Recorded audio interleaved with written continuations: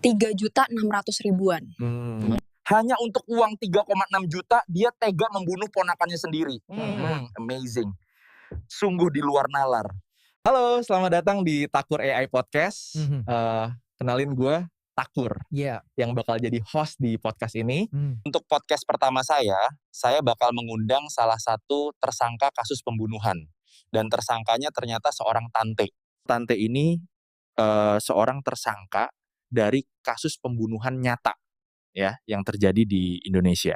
Siapakah dia? Kita sambut Arnita Mamonto. Halo Arnita, gimana kabarnya? Baik? Baik. Oh iya, saya mau kasih tahu. Model yang ditampilkan di podcast ini AI ya. Jadi mukanya tidak sesuai dengan tampilan tersangka aslinya. Oke, langsung aja ke ceritanya. Silahkan Arnita, ceritakan kisah pembunuhanmu di kala itu. Saya Arnita Mamonto, panggil aja Aning.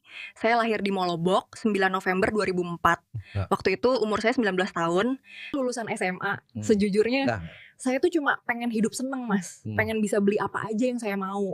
Tapi bukannya kerja.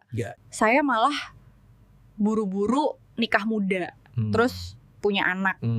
Aku mikir nikah bakal bikin hidup membaik. Tapi nyatanya enggak ada perubahan. Karena suami saya gajinya kecil. Lah udah tahu gaji kecil kok kamu masih mau sama dia? Ya namanya kemakan cinta, Om. Hadeh, no comment dah. Yaudah lanjut deh. Saya tidak boleh bekerja sama ibu mertua. Padahal saya perlu uang untuk beli kebutuhan. Suami saya juga pelit. Gajinya tidak pernah diberikan ke saya. Cuman dijatah 500.000. Mana cukup segitu? Itu posisi yang sulit, terjebak. Lalu apa yang Anda lakukan? Hidup saya semakin terpuruk hingga satu ketika saya melihat keponakan saya yang berumur 8 tahun. Dia pakai kalung, gelang, sama 2 cincin emas. Saya liatin terus, saya yakin itu emasnya asli sih. Soalnya ayahnya kerja sebagai PNS, hidup berkecukupan. Sedangkan saya orang susah. Saya pun terobsesi untuk merebut emasnya gimana pun caranya. Walaupun harus membunuhnya. Astaga, kamu tega membunuh ponakan sendiri? Ya gimana? Dikala itu saya gelap mata, Om. Dan saya bahkan sering nonton film-film kriminal di YouTube. Untuk menguatkan mental, untuk melakukan ini. Dari YouTube bisa ya jadi inspirasi untuk membunuh orang. Oke, lanjut lagi deh. Saya mulai merencanakan. Beberapa minggu sebelumnya, saya lihat di dapur ada 3 pisau. Saya pilih yang paling besar dan paling tajam. Itu pisau yang sering diasah ayah mertua saya. Saya simpen pisau itu. Saya coba 2 kali mendekati ponakan saya di 2 hari sebelumnya. Tapi gagal. Terlalu banyak orang, tapi saya tetap sabar menunggu hingga hari kejadian sekitar jam 10:30 siang. Saya lihat dia pulang sekolah, saya bawa anak saya yang 2 tahun untuk pancing dia main sama anak saya. Dia sedang asik main, saya bilang ke dia, main yuk ke rumah tante, tapi pulang dulu ganti baju. Terus saya bilang, nanti pamit ke nenek, bilang aja mau main ke rumah temenmu Dila. Dia mengangguk. Hingga tepatnya akan menjelang duzur, ponakan saya pun datang. Dia masih mengenakan perhiasannya. Saya senang sekali waktu dia udah main di rumah. Saya tahu rencana saya akan berhasil. Saya titip anak saya ke tante di depan rumah. Saya bilang, saya mau ke kebun petik sayur, nitip anak ya. Setelah menitipkan anak-anak, saya ambil pisaunya di dapur. Saya ajak ponakan ke kebun kelapa. Kira-kira perjalanan 15 menit kita sampai di kebun kelapa. Tempatnya sepi. Saya sudah merencanakan lokasi ini jauh-jauh hari. Jalan, dia capek. Dia minta digendong. Saya gendong hingga sampai di tujuan. Lalu saya turunkan dia. Setelah turun, saya langsung dorong dia dari belakang. Dia langsung tertelungkup. Berusaha bangkit. Dia teriak, panggil ibunya. Saya langsung duduki badannya. Tangan kiri saya tutup mulutnya. Tangan kanan saya geek lehernya. Berulang-ulang. Sampai terpisah. Astaga Aning, kenapa Anda setega itu? Itu ponakanmu loh. Entahlah Om, mungkin kemiskinan merubahku menjadi psikopat yang kejam. Aduh, Merinding saya dengernya sampai putus loh. Brrr. Oke, lanjut deh. Saya ambil perhiasannya. Jasadnya saya buang ke parit, saya tutupi daun kelapa. Pisaunya saya buang di semak-semak. Saya pulang langsung mandi. Terus saya sholat duhur.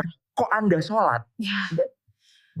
Iya, karena saya gelisah dan takut. Aku berdoa agar perbuatan saya tidak diketahui orang. Aman sejahtera dan berdoa emas ini bisa halal buat dijual.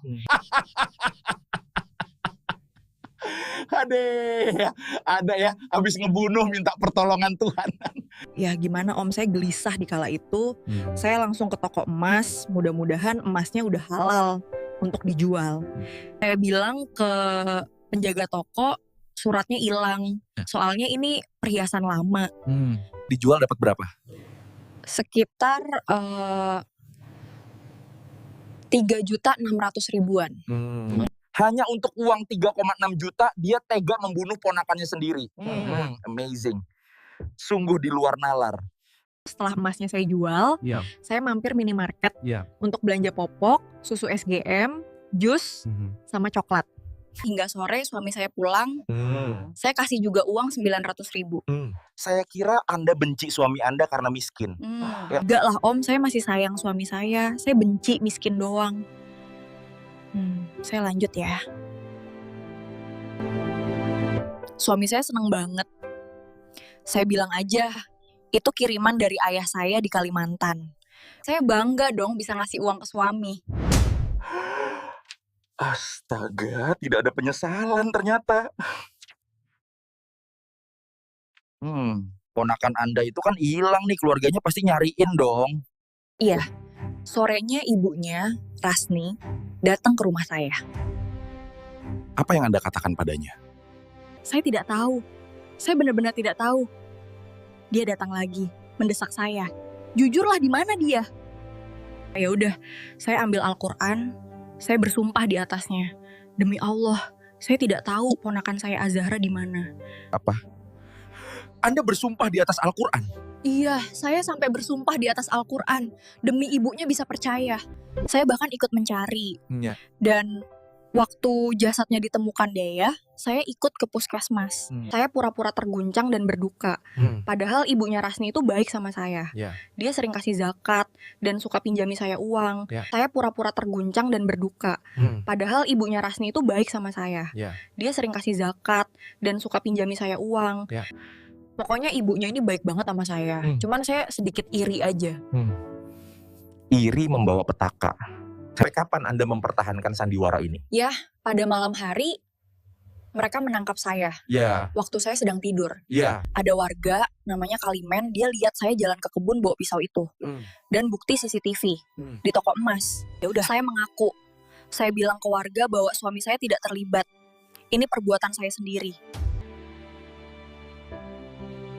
Ya, begitu akhir cerita dari kejahatan saya. Oke, terima kasih Aning atas cerita yang sangat menguras emosi ini.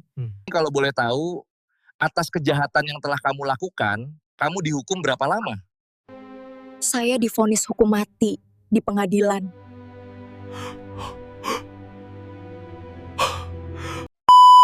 Oke, podcastnya saya cukupkan di sini. Jujur informasi tentang tersangka jadi dihukum mati atau tidak saya kurang tahu. Cerita ini berasal dari kejadian nyata. Ini banyak informasi atau berita di internet tentang kejadian ini. Terima kasih semuanya yang udah nonton podcast ini. Mungkin podcastnya kurang rapih, kedepannya akan saya perbaiki. Jika ada request bintang tamunya mau sama siapa, bisa komen di kolom komentar. Dan see you on the next video. Bye-bye.